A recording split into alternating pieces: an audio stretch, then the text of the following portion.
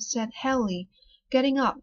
Come, tumble up now. Sam tumbled up accordingly, dexter dexterously contriving to tickle Andy as he did so, which occasioned Andy to split out into a laugh, greatly to Haley's indignation, who made a cut at him with his riding whip. Is astonished at you, Andy, said Sam, with an awful gravity. This year's a serious business, Andy. Yours must be a making game. This year ain't no way to help master. I shall take the straight road to the river, said Haley, decidedly after they had come to the boundaries of the estate. I know the way of all of them. They make tracks for the underground. Certain, said Sam. That's the indeed. Master, Haley has the things right in the middle. Now there are two roads to the river, the dirt road and the pike. Which master mean to take? Andy looked up innocently at Sam, surprised at hearing this new geographically fact, but instantly confirmed when he said, by a vehement reiteration. "'Cause," said Sam, "I'd rather be inclined to imagine that Lizzie'd take the dirt road, being it the least troubled." Haley, notwithstanding that he was a very old bird, and naturally inclined to be suspicious of a chap, was rather brought up by this view of this case. "If you were both on your such coast liars now," he said, contemplatively as he pondered a moment. The pensive, reflective tone in which this was spoken appeared to amuse Andy prodigiously, and he drew a little behind, and shook so apparently to run a great risk of falling off his horse, while Sam's face was immovably composed into the most doleful gravity. "Course," said Ma'am, "master can do as he'd rather. Go the straight road, if master thinks best. It's all one to us. Now, when I study upon it, I think the straight road to do best." Deridedly. "She would naturally go a lonesome way," said Haley, thinking aloud, and not minding Sam's remark. "Darn no saying," said Sam. "Gals in peculiar, they never does nothing you think they will. Most generally the contrary. Gals naturally make contrary.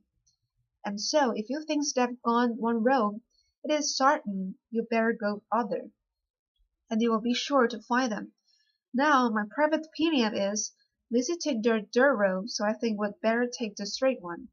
This profound generic view of the female sex did not seem to dispose Haley particularly to the straight road, and he announced decidedly that he should go the other, and asked Sam when they should come to it. "A little piece ahead," said Sam, giving to a wink to Andy with the eye which was on Andy's side of the hat, and he added, briefly, "But I've something on the matter, and I'm quite clear we ought not to do their way. I've never been over it no way. It's the spit lonesome, and we might lose our way. Where we'd come to, the Lord only knows." "Nevertheless," said Haley, "I shall go that way. Now I think on't, I think I heard them that the road was all fenced up, and down by the creek, and thar ain't Andy?" Andy wasn't certain. He had only heard tell about that road, but never been over it. In short, he was strictly non-committal.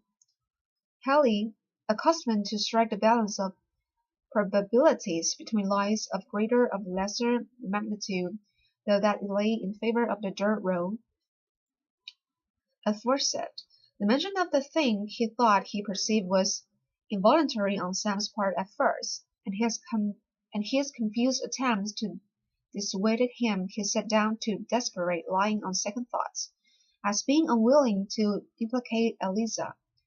When therefore Sam indicates the road, Haley plunged briskly into it, followed by Sam and Andy.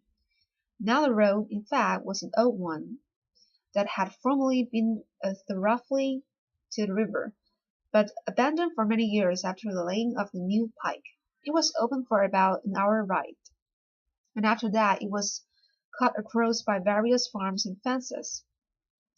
Sam knew this fact perfectly well indeed. The road had been so long closed up, that Andy had never heard of it. He therefore rode along with an air of dutiful submission, only groaning and vociferating occasionally that was Deb's rub and bad for Jerry's foot. "Now I just give yer warning," said Hallie. "I know yer. Yer won't get me to turn up this yer road, with all yer fussing, so you shut up." "Master will go his own way," said Sam, with rueful submission, at the same time winking most portentously to Andy, whose delight was now very near the explosive point. Sam was in wonderful spirit, professed to keep a very brisk lookout, at one time exclaiming that he saw a gal's bonnet on the top of some distant eminence, or calling to Andy if that there wasn't a Lizzie down in the hollow, also making this exclamation in some rough or craggy part of the road, where the sudden quickening of speed was a spatial inconvenience to all parties concerned, thus keeping Hallie in a state of constant commotion. After riding about an hour in this way, the whole party made a precipitate and tumultuous descent into a barnyard belonging to a large farming establishment. Not a soul was in sight, all the hands being employed in the fields, but as the barn stood conspicuously and plainly square across the road, it was evident that their journey in their direction had reached and decided final. "Wasn't there what I tell master?" said Sam, with an air of injured innocence. "How the strange gentleman expect to know more about the country than the native born and raised." "You rascal," said Hallie. "You knew all about this. Didn't I tell you I knowed? And you wouldn't believe me. I tell master, so I all shut up and fenced up, and I didn't expect we could get through. And you hear me. It was all too true to be disputed, and the unlucky man had to pocket his worth with the best grace he was able, and all three faced to the right about, and took up their line of march for the highway. In consequence of all the various delays, it was about 3/4 of an hour after Eliza had laid her child to sleep in the village tavern that the party came riding into the same place. Eliza was standing by the window looking out in another direction when Sam's quick eye caught a glimpse of her. Hallie and Andy were 2 yards behind. At this crisis, Sam contrived to have his hat blowed off, and uttered a loud and characteristic ejaculation which startled her at once. She drew suddenly back. The whole train swept by the window, round to the front door. 1,000 lives seemed to be concentrated in that one moment to Eliza. Her room opened by a side door to the river. She caught her child and sprang down the steps toward it. The trader caught a full glimpse of her, just as she was disappearing down the bank, and throwing himself from his horse, and calling loudly on Sam and Andy, he was after her like a hound after a deer. In that dizzy moment her feet to her scarce seemed to touch the ground, and the moment brought her to the water's edge. Right on behind they came, and nerved with strength such as God gives only to the desperate, with one wild cry and flying leap, she bolted sheer over the turbid current by the shore. Under the wrap of ice beyond, it was a desperate leap, impossible to anything but madness and despair. And Hallie, Sam, and Andy instinctively cried out, and lifted up their hands as she did it. The huge green fragment of ice on which she lighted pitched and cracked as her weight came on it, but she stayed there not a moment. With wild cries and desperate energy she leaped to steal another cake, stumbling, leaping, slipping, springing upwards again. Her shoes are gone, her stockings cut from her feet, while blood marked every step, but she saw nothing, felt nothing, till dimly, as in a dream, she saw the Ohio side, and a man helping her up the bank. "You're a brave girl, now, whoever you are," said the man with an oath. Elisa recognized the voice and face of a man who owned a farm not far from her old house. "Oh, Mr. Simmons, save me! Do save me! Do hide me!" said Elisa. "Why, what's this?" said the man. "Why, if this is Shelby's girl, my child, this boy, he'd serve them. There is his master," said she, pointing to the Kentucky shore. "Oh, Mr. Sims, you've got a little boy." "So I have," said the man, as he roughly but kindly drew her up the steep banks. "Besides, you are a right brave girl. I like grit whenever I see it." When they had gained the top of the bank, the man paused. "I'd be glad to do something for you," said he, "but then there's nowhere I could take you. The best I can do is to tell you to go there," said he, pointing to a large white house which stood by itself off the main street of the village. "Go there. They're kind folks. There's no kind or danger but they'll help you. They're up to all that sort of things." The Lord bless you," said Elisa earnestly. No occasion in the world," said the man, "what I've done of no account. And oh, surely, sir, you won't tell anyone. Go to thunder, girl. What do you take a fellow for? In course not," said the man. "Come, now, go along like a likely, sensible girl, as you are. You've earned your liberty. You have earned your liberty, and you shall have it, for all me." The woman folded her child to her bosom, and walked firmly and swiftly away. The man stood and looked after her. "Shelby, now, maybe won't think this here the most neighborly thing in the world, but what's the fellow to do? If he catches one of my gal in the same fix, he's welcome to pay back. Somehow I never could see no kind of creature a starving and painting, and trying to clear theirselves, with the dogs after them, and go agin them. Besides, I don't see no kind of occasion for me to be hunter and catcher for other folks, neither." So spoke this poor heathenish Kentuckian, who had not been instructed in his constitutional relations, and consequently was betrayed into acting in a sort of Christianized manner, which, if he had been better situated and more enlightened, he would not have been left to do. Hetty had stood a perfectly amazed spectator of the scene, till Elisa had disappeared up the bank, when he turned a blank, inquiring look on Sam and Nanny. "That was a tolerable fair stroke of business," said Sam. "The gal's got 7 devils in her, I believe," said Hallie. "How like a wildcat she jumped!" "Well, now," said Sam, scratching his head, "I hope Master will excuse us trying that our road. Don't think I feel spry enough for the Martindetta, no way," and Sam gave a hoarse chuckle. "You laugh," said the trader, with a growl. "Lord bless you, master, I couldn't help it, now," said Sam, giving way to the long pent-up delight of his soul. "She looked so curious, a leaping and springing, eyes a cracking, and only to hear her, plump, ker-chunk, ker-splash, spring! Lord, how she goes it!" And Sam and Andy laughed till the tears rolled down their cheeks. "I'll make you laugh the other side of your mouth," said the trader, laying about their heads with his riding whip. Both ducked and ran shouting up the bank, and were on their horses before he was up. "Good evening, master," said Sam, with much gravity. "I very much expect Mrs. B. anxious about Jerry. Master Hallie won't want us no longer.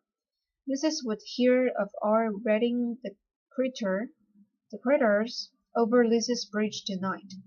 And with a facetious poke into Andy's ribs, he started off, followed by the latter, at full speed, their shout of laughter coming faintly on the wind. Chapter 15, in which it appears that the senator is but a man. The light of the cheerful fire shone on the rug and carpet of a cosy parlor, the glitter on the sides of the teacups and well-brightened teapot, as Senator Byrd was drawing up his boots, preparatory to inserting his feet in a pair of new handsome slippers, which his wife had been working for him while away on his senatorial tour.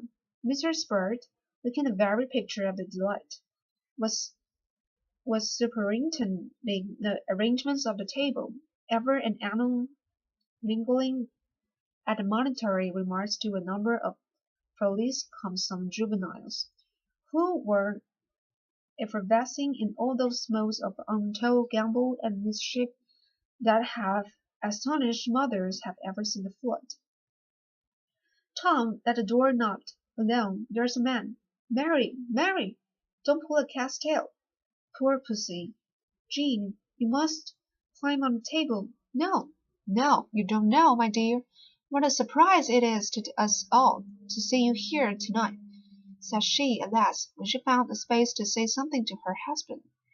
Yes, yes, I thought I'd just make a run down, spend the night, and have a little comfort at home. I'm tired to death, and my head aches. Mr. Spurr cast a glance at the comfort bottle, which stood in a half-open closet, and appeared to meditate an approach to it. But her husband interposed. No, no, Mary, no doctoring. A cup of your good hot tea and some of our good home living is what I want. It's a tiresome business, this legislating. And the senator smiled, as if he rather liked the idea of considering himself a sacrifice to his country. Well, said his wife, after the business of the tea-table was getting rather slack, and what have they been doing in the Senate? Now it was a very unusual thing for gentle little Mrs. Bird ever to trouble her head with what was going on in the House of the State, very wisely considering that she had enough to do to mind her own.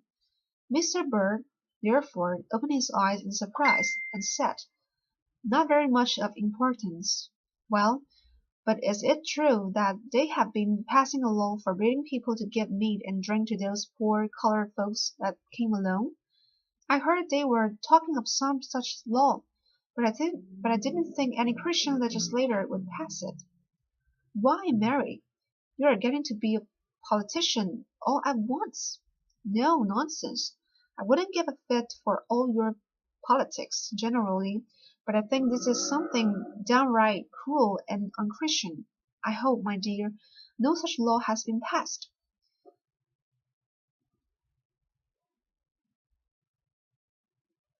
There has been a law passed forbidding people to help out the slaves that come over from Kentucky, my dear. So much of that thing has been done by these reckless abolitionists that our brethren in Kentucky are very strongly excited, and it seems necessary, and no more than Christian and kind, that something should be done by our state to quiet the excitement. And what is the law? It don't forbid us to shelter these poor creatures at night, does it? And to give them something comfortable to eat, and a few old clothes, and send them quietly about their business. Why, yes, my dear, that would be aiding and abetting, you know. Mrs. Spurr was a timid, blushing little woman, of about 4 feet in height, and with mild blue eyes and a peach-blow complexion, and the gentlest, sweetest voice in the world. As for courage, a moderate-sized cock turkey has been known to put her to rout at very first gobble, and a stout house dog of moderate capacity would bring her into subjection merely by a show of his teeth. Her husband and children were her entire world, and these she ruled more by entreaty and the persuasion than by command or argument. There was only one thing that was capable of arousing her, and that provocation came in on the side of her unusually gentle and sympathetic nature. Anything in the shade of cruelty would throw her into a passion, which was the more alarming and inexplicable in proportion to the general God bless sorry, to the general softness of her nature, generally the most indulgent and easy to be entreated of all mothers, still her boys had a very reverent remembrance of most vehement chastisement she once bestowed on them, because she found them, licked with several graceless boys of the neighborhood, stoning a defenseless kitchen. "I'll tell you what," Master Bill used to say. "I was scared that time Mother came at me so that I thought she was crazy, and I was weak and tumbled off to bed without any supper before I could get over wondering what had come about. And after that I hear Mother crying outside the door, which made me feel worse than all the rest. I'll tell you what," he'd say, "we boys never stone another kitten." On the present occasion Mrs. Bird rose quickly, with very red cheeks, which quite improved her general appearance, and walked up to her husband with quite a resolute air, and said in a determined tone, "Now, John, I want to know if you think such a law as that is right and Christian. You won't shoot me now, Mary, if I say I do. I never could have thought it of you, John. You didn't vote for it. Even so, my fair politician, you ought to be ashamed, John. Poor, homeless, houseless creatures. It's a shameful, wicked, abominable law, and I'll break it, for one, the first time I get a chance, and I hope I shall have a chance. I do. Things have got to a pretty pass. If a woman can't give a warm supper and a bed to a poor, starving creatures just because they are slaves, and have been abused and oppressed all their lives, poor things. But, Mary, just listen to me. Your feelings are all quite right, dear, and interesting, and I love you for them. But, then, dear, we mustn't suffer our feelings to run away with our judgment. We must consider it's not a matter of private feeling. There are great public interests involved. There is such a state of public agitation rising, that we must put aside our private feelings.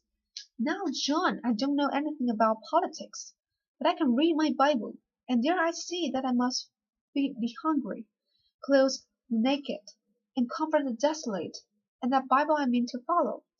But in cases where you doing so would involve greater public evil, obeying God never bring on public evils. I know it can't. It's always safest all round to do as He bids us. Now listen to me, Mary, and I can state to you a very clear argument to show. Oh, nonsense, John! You can talk all night, but you wouldn't do it. I put it to you, John. Would you now turn away a poor, shivering, hungry creature from your door because he has run away? Would you? Now? Now, if the truth must be told, our Snyder had the misfortune to be a man who had a particularly human and accessible nature, and turning away anybody that was in trouble never had been his forte. And what was worse for him in this particular pinch of the argument was, that his wife knew it, and of course was making an assault rather an indefensible point. So he had recourse to the usual means of gaining time for such cases made and provided. He said, "Ahem," and coughed several times, took out his pocket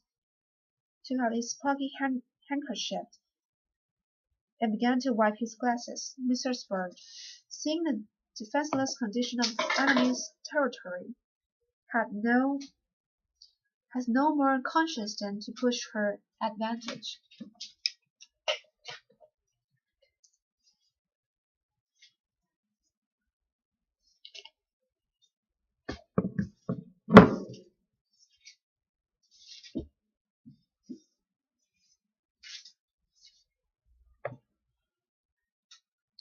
I should like to see you doing that, John. I really should. Turning a woman out of doors in a snowstorm, for instance, or maybe you'd take her up and put her in jail. Wouldn't you? You wouldn't make a great hand at that. Of course it would be a very painful duty, began Mr. Bird, in a moderate tone. Duty, John! Don't use that word. You know it isn't a duty. It can't be a duty. If folks want to keep their slaves from running away, let them treat them well. That's my doctrine. If I had slaves, as I hope I never shall have, I'd risk their wanting to run away from me. Or you either, John. I tell you folks don't run away when they are happy. And when they do run, poor creatures, they suffer enough with the cold and hunger and fear without everybody's turning against them.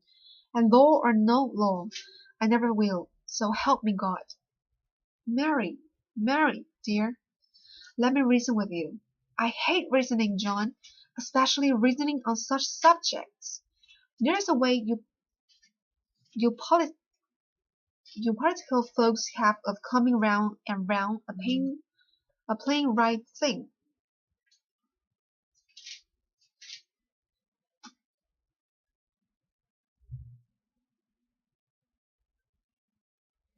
And you don't believe in it yourselves. When it comes to practice, I know you well enough, John. You don't believe it's right any more than I do, and you wouldn't do it any sooner than I. At this critical juncture, old Killjoy, the black man of all work, put his head in at the door and wishes Missy would come into the kitchen. And old Senator, tolerably relieved, looked after his little wife with a whimsical mixture of amusement and vexation, and seating himself in an armchair, began to read the papers. After a moment, his wife's voice was heard at the door, in a quick, earnest tone. John, I do wish you'd come here a moment. He laid down his paper, and went into the kitchen and started, quite amazed at the sight that person itself.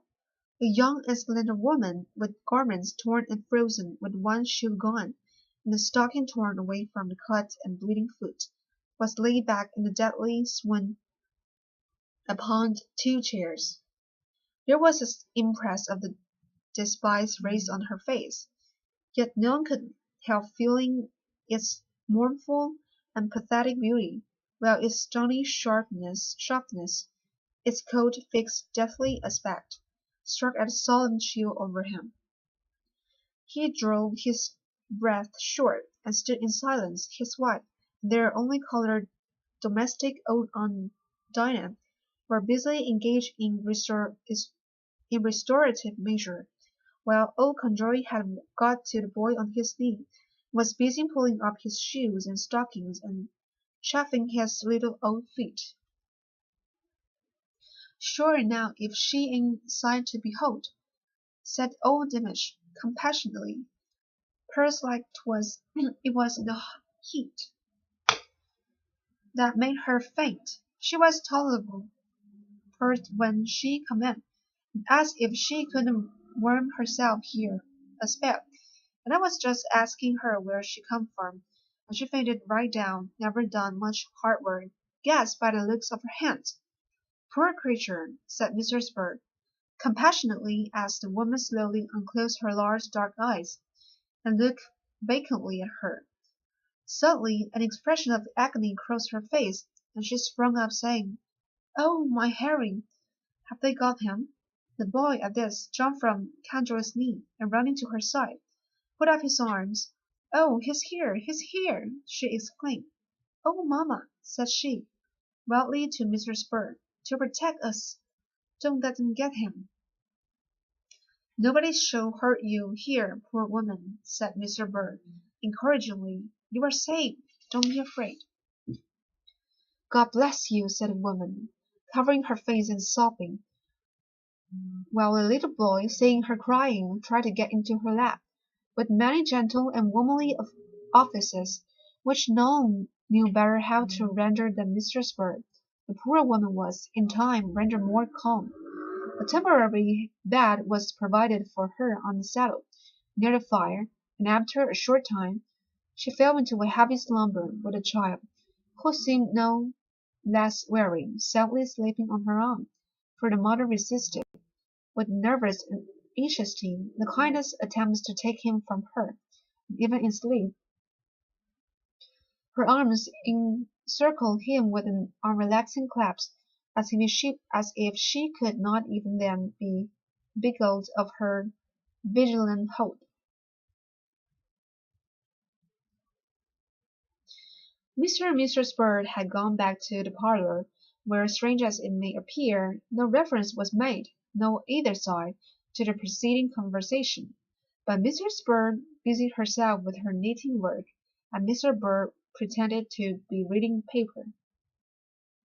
"I wonder who and what she is," said Mr. Bird at last, as he laid it down. "When she wakes up and feels a little rested, we will see," said Mrs. Bird. "I say, wife," said Mrs. Bird, after musing in silence over his new paper. "Well, dear, she couldn't wear one of your gowns, could she, by any letting down or such matter? She seems to be rather larger than you are." A quite perceptible smile glimmered on Mrs. Bird's face as she answered, "Well, we'll see." Another pause, and Mr. Bird again broke out, "I say, wife." "Well, what now?" "Why, there's that old bombazine cloak that you keep on purpose to put over me when I take my afternoon's nap. You might as well give her that. She needs clothes." At this instant Dinah looked in to say that the woman was awake, and wanted to see Mrs.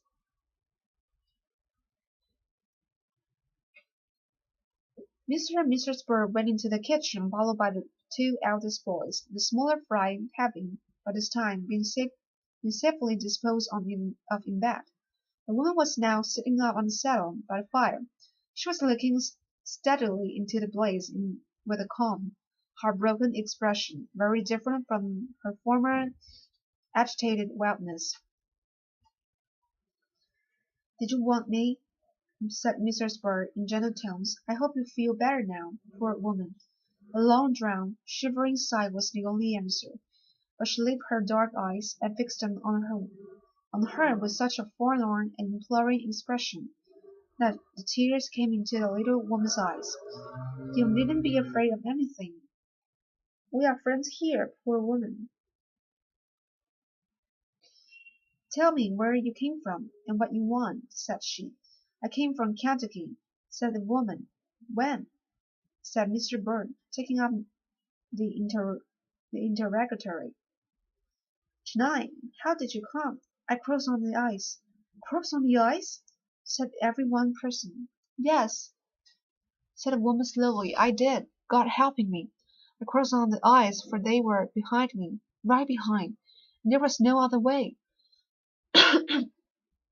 "Law, missus," says Cudgelly, "the ice is all in broken up blocks, and swinging and tearing up and down in the water."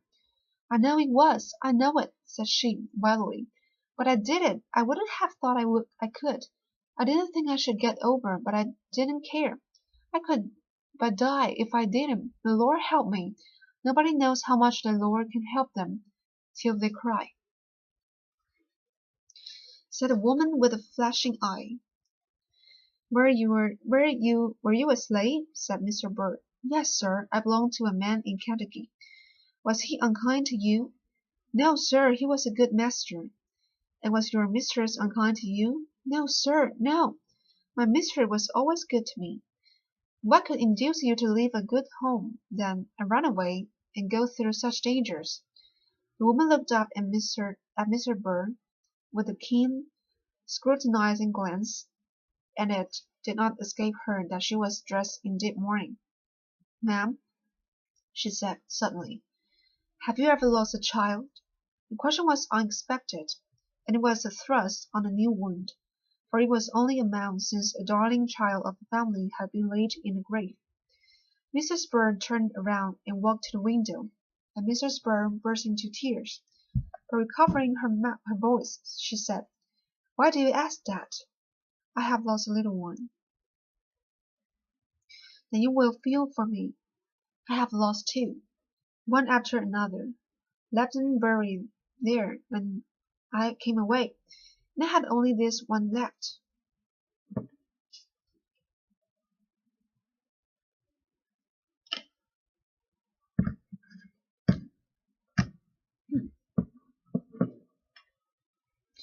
I never slept a night without him. He was all I had. He was my comfort, my pride, day and night. And man, they were going to take him away from me, to sell him down south, ma'am, to go all alone. A baby that had never been away from his mother in his life. I couldn't stand it, ma'am. I knew I never should be good for anything. If I did, when I knew the papers were signed, and he was sold, I took him and came up in the night, and they chased me. The men that bought him, and some of master's folks, and they were coming down right behind me, and I heard them. I jumped right onto the ice, and how I got across, I don't know, but first I knew. A man was helping me up the bank. The woman did not soap nor sweep. She had gone to a place where tears are dry, but everyone around her was, in some way characteristic of themselves, showing sign of hearty sympathy. The two little boys, after a desperate rummaging in their pockets, in search of those pocket handkerchiefs which mothers know are never to be found there, had thrown themselves disconsolated into the skirts of their mother's gown, where they were sobbing and wiping their eyes and noses to their hearts' content. Mrs. Bird had her face fairly hidden in the pocket handkerchief, and old Dinah, with tears streaming down her black, honest face, was ejaculating, "Lord have mercy on us!" with all the fervor of a camp meeting, while old Cudgel, rubbing his eyes very hot with his cuffs, and making a most uncommon variety of wry faces, occasionally responded in the same key, with great fervor. Our senator was a statesman, and of course could not be expected to cry, like other mortals, and so he turned his back to the company, and looked out of window, and seemed particularly busy in clearing his throat and wiping his spectacle glasses, occasionally blowing his nose in a manner that was calculated to excite suspicion, had any one been in a state to observe critically. "How can you tell me you had a kind master?"